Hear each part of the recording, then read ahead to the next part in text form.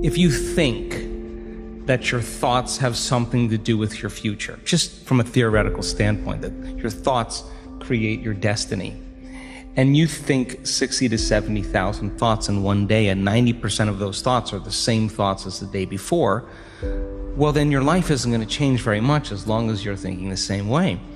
And those same thoughts lead to the same choices. The same choices lead to the same behaviors. The same behaviors create the exact same experiences, and we anticipate the same feelings or emotions from those experiences, and those emotions are the payoff that drive our very same thoughts. Well, our biology, our neurocircuitry, our neurochemistry, our hormones, and even our gene expression will be equal to how we think, how we act, and how we feel. And how we think, how we act, and how we feel is called our personality.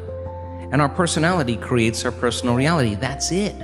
So the present personality who's listening to this show has created the present personal reality called their life. So if you can latch on to this idea, if you want to create a new life, a new personal reality, you got to change your personality, which means you better start thinking about what you've been thinking about and changing it.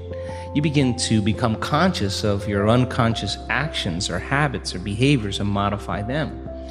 And then we have to begin to look at the emotions that we live by every single day that keep us connected to the past and decide, do these emotions belong in our future? So most people are trying to create a new personal reality as the same personality, and it doesn't work. You literally have to become someone else. So the principle in neuroscience says that nerve cells that fire together wire together. You keep thinking the same way, making the same choices, demonstrating the same habits, creating the same experiences that stamp the same networks of neurons into the same patterns, all for the familiar feeling called you. And you do that for 10 years on end. You're going to begin to hardwire certain patterns in your brain that becomes your identity. And by the time we're 35 years old, it kind of becomes fixed, right? And psychology used to say that you can't change that, but we now know that you can. So then that kind of box in the brain, that is the habit of ourselves. It's we're 95% of the time running a series of programs. So then sitting and doing the work, we have to become disentangled from those programs. And so the moment you decide to do something differently or make a new choice, what most people don't want to face is that discomfort. And that discomfort, that uncertainty, that lack of predictability, that unknown is what people are afraid of, because they'd rather live in guilt. At least they can predict who they're going to be than take a chance in possibility. You have to really begin to mentally rehearse. Ask yourself at the end of your day. I do this every day. How'd I do? How'd I do today, bro? How'd you do? Did you do good? Where'd you fall from grace? What was it that caused you to go unconscious for the rest of the day? Like, what was that moment?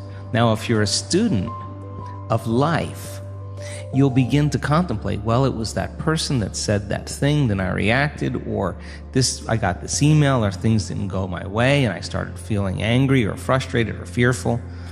The next time that happens, how could I evolve my experience? Now, you may have to search for some answers of the best model to build, or you may actually have a long contemplation and start to go, God, the next time that happens, I think I'm going to do this, or I'm going to do that, or I'm going to plan my behaviors. And the act of closing your eyes and rehearsing what you're going to do begins to install the neurological hardware in your brain to look like you already did it. Now the brain is no longer a record of the past. Now it's a map to the future. And if you keep installing that hardware, the hardware will become a software program, which means you'll just start acting like a happy person. Why? There's no magic there. You installed the circuitry. So that's more important than the news. Right. It's more important than answering any email or any text. If you can begin to just think about how you're going to do it differently, that's the building process neurologically already.